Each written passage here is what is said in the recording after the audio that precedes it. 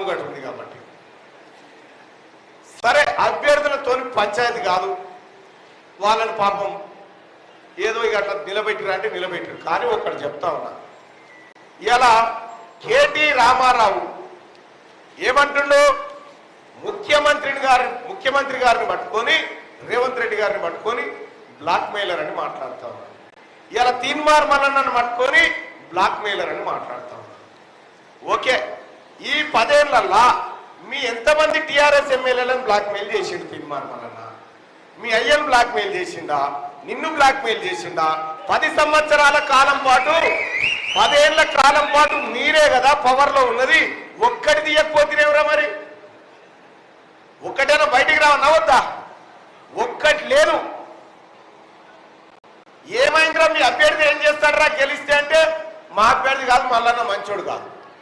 మరి నీ ముచ్చట చెప్పురా, పోరడు ఎత్తు పొడుగు ఏం చేస్తారా, అని గుణమేంది ఘనమేంది చెప్పాలిగా. అది చెప్పాడట, మల్లన్న మంచోడు కాదని చెప్తాడు.